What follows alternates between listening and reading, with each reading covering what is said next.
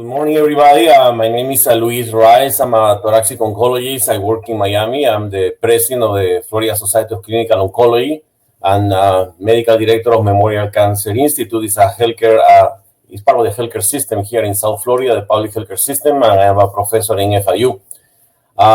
It's my pleasure to participate in this event because we really have a great commitment to help our patients, and I think the best that we can do also to move the needle for lung cancer research is to empower the patient to help us in this endeavor.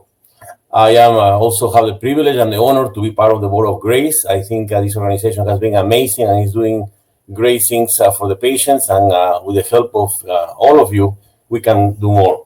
I want to talk about agnostic tumor development because, for many years, the oncology is changing. I'm a lung cancer expert, and somebody else is a breast cancer expert, and somebody else does leukemia.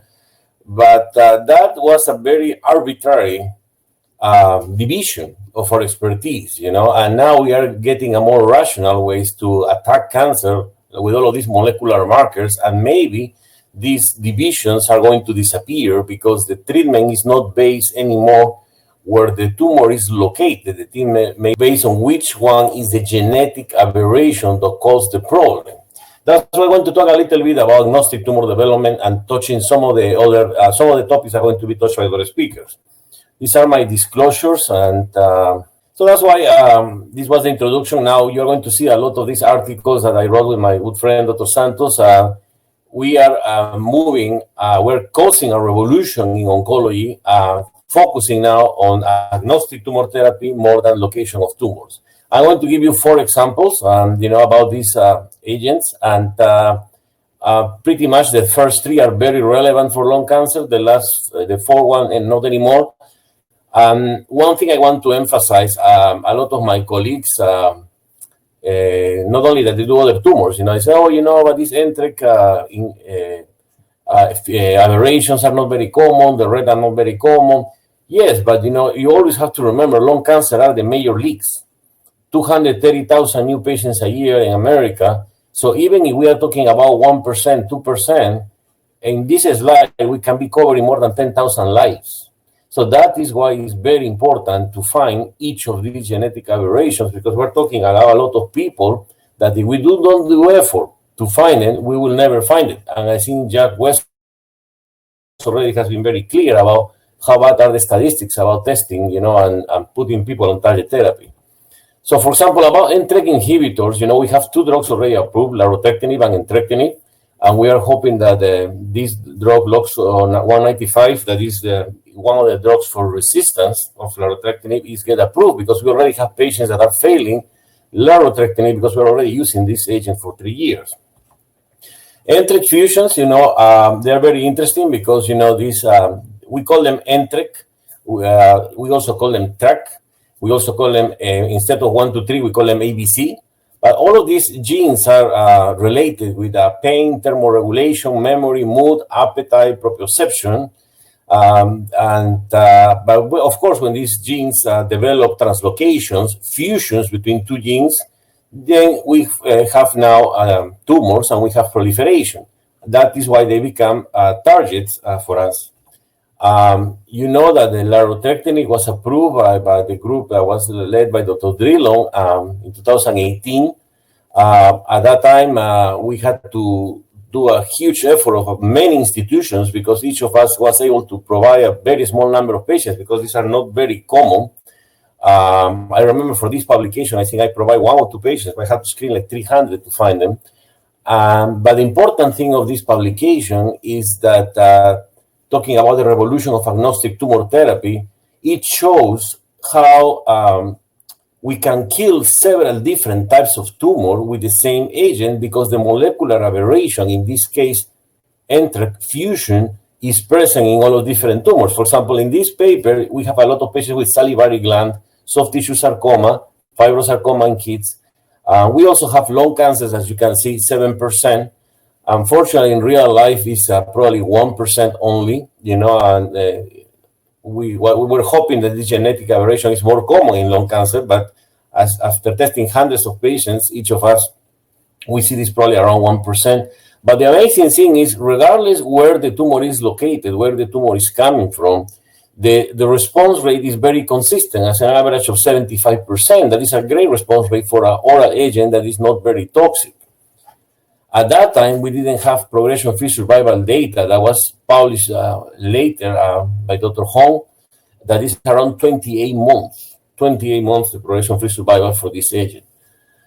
Part of this revolution of agnostic tumor therapy is the fact that most of us are not only trained as experts in one type of cancer, like lung cancer. We're also trained as adult oncologists.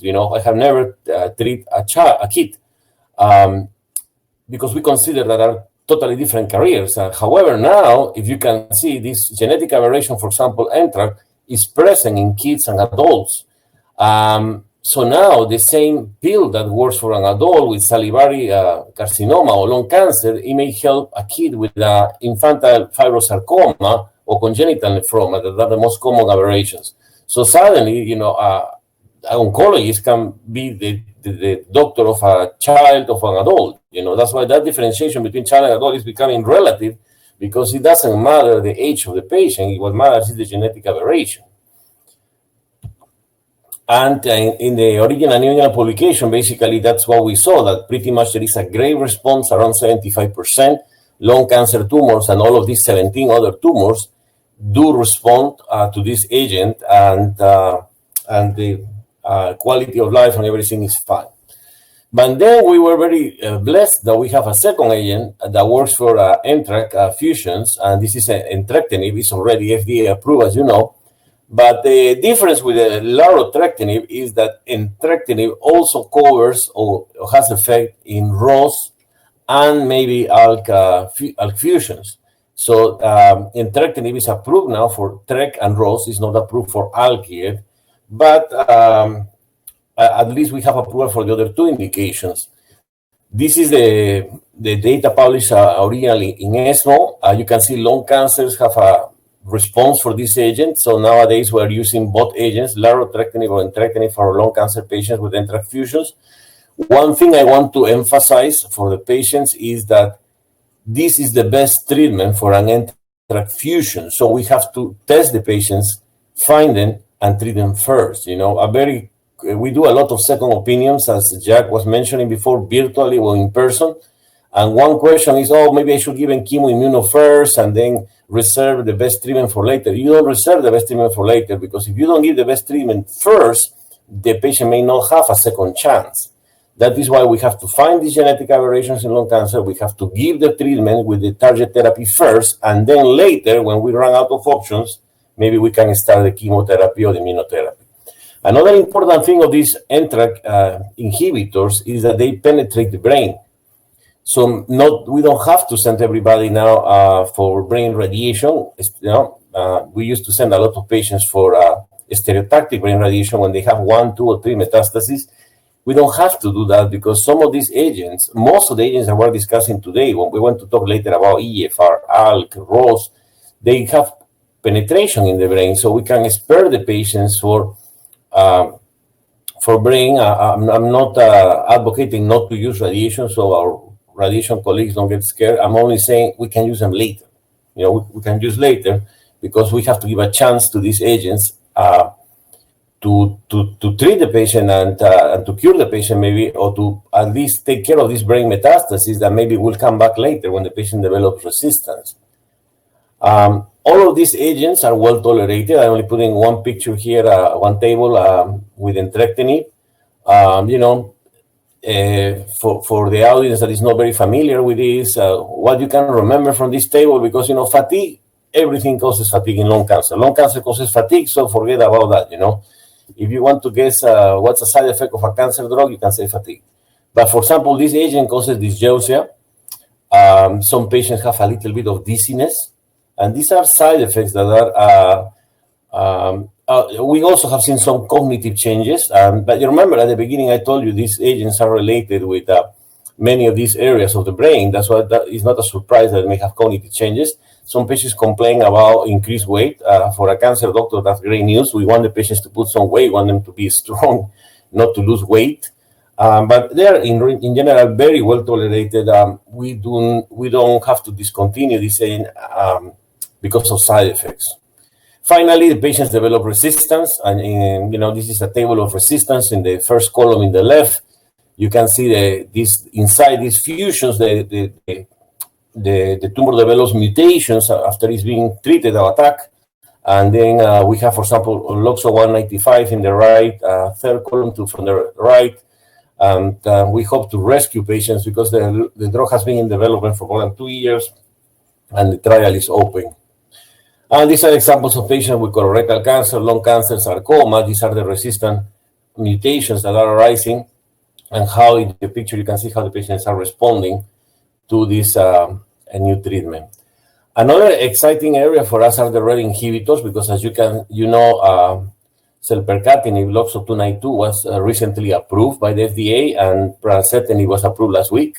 So this was a great year for RET inhibitors. We have 2 new drugs for our patients.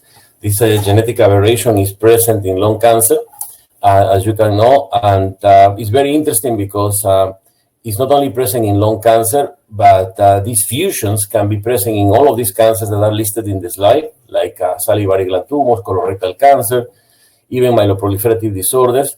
But this is a very interesting genetic aberration because this drug targets 2 different genetic aberrations. If you remember, for example, for EGFR, most of the patients have mutations, and we target mutations in the EGFR. Very rarely we target a fusion in EGFR, but we have already identified fusions, but very rarely. When we talk about ALK or ROS, we target fusions. We don't target mutations until the patient develops resistance. However, this agent, it targets both, so it targets mutations when we're talking about medullary type, and the is the one showing the M1 target, like like in the case of lung cancer, that KIF5B is the most common mutation, so most of the patients that we're treating have that one. And this study was recently published, if you remember, it's I think 3 weeks ago in the New England Journal of Medicine. This is the study that we were doing because it's already finished, to enroll these patients. Basically, to make this story short, not only the lung cancer patients respond, as you can see here, we also have in that study thyroid patients and pancreatic patients. I personally have enrolled also colon cancers here, and that's exactly what I'm trying to mention from the beginning. I'm a lung cancer doctor. Why I'm treating colon cancer is because we have the study open, and the community colleagues refer patients to us with colon cancer because they know that we have a study with LOXO 292 for RET. So that's why now we are doing agnostic tumor treatment, because it doesn't matter where the tumor is located, the genetic aberration is going to respond to the inhibitor, like in this case. The drug is only approved for lung and thyroid. We still don't have approval for pancreatic or colon or the other genetic aberrations that we put in the study. Again, like most of the target therapies, the drug is well tolerated. The only thing that the only side effect that is not here, but I have more than 12 patients on this, they can tell you, is hypertension. Some patients develop high blood pressure that is very easy to control. We only have to give an oral agent. But these are very manageable side effects. I don't remember I have had to discontinue the treatment in anybody. And then the other agent that was approved a week ago is Blue 667. That's why we were very happy for our patients, because now we have more options. The data is very similar. When we have a patient with a RET fusion, in this case lung cancer, you can see that even if the patients have been treated before, you have 2 colors there, patients that already have platinum, and then they receive the drug and they respond, and patients that are platinum naive. So that is why we are advocating in all of these patients with all of the genetic aberrations to use the target agent first. Don't wait until we give them chemo first. Of course, they are going to still respond, but as I said, not every patient in second or third line will have the chance to get the target therapy if we postpone the treatment. Also, there is a response, there is a CNS penetration, something that is happening with all the agents, and that's why we advocate that the use of this treatment and the delay in the stereotactic radiation therapy that improves the quality of life of the patients. And another genetic aberration that we have that also applies for lung cancer is BRAF and MEK inhibition. It's amazing. You see the number of cancers that are covered here. They are not 18 as NTRK inhibitors, but there is a large number of cancers, including some Erdenheim-Chester. Most of the oncologists, we don't even know what it is. That's a hematologic disorder. But these agents can cover different diseases despite the fact that they are in different parts of the body. For us, the most important one is the combo of dabrafenib and trametinib, because it's already approved for lung cancer. The other two combos are not approved for lung cancer, but they are approved for melanoma, for example. Basically, the idea here is that we are using two agents because two agents in the same pathway, if we block two steps, as you can see in the picture, the RAS and the BRAF, if we block two steps, and the RAS, the BRAF, and then the patient can escape through MEK. So if we do two different steps, the chance of response is higher, and that's why in real life we have seen that the patients have better benefit. We use a combination of agents instead of using a single agent, and that's what is a standard of care. And you can see the response rates are very good for lung cancer, and with this combination, and the duration is around 9 months. These drugs are well tolerated. The only thing is sometimes patients develop fever. That is a little bit annoying because the patients develop fever. They don't mean they're infected. It's only that they develop fever, but it's something that we also have learned how to manage. Finally, we're running out of time. This was very important because actually the first agnostic indication that the FDA gave in history was the use of pembrolizumab based on these genetic alterations.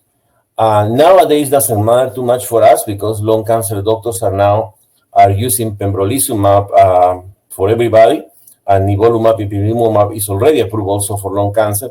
But historically speaking, this was what started the revolution, because at the beginning, the only way that we can use pembrolizumab for our lung cancer patients was based on this indication. And this indication, basically, in 1 minute, I will mention that this is based on the mismatch repair proteins that are enzymes that participate in the repair and the DNA. And when we have the deficiency of these proteins, that we have a high chance of response. Most of this data was based on colon cancer. As you can see here, if you have a mismatch repair deficient tumor, your PFS and your overall survival is better.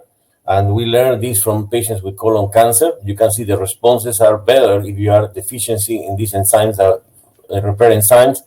And the progression-free survival, overall survival is better.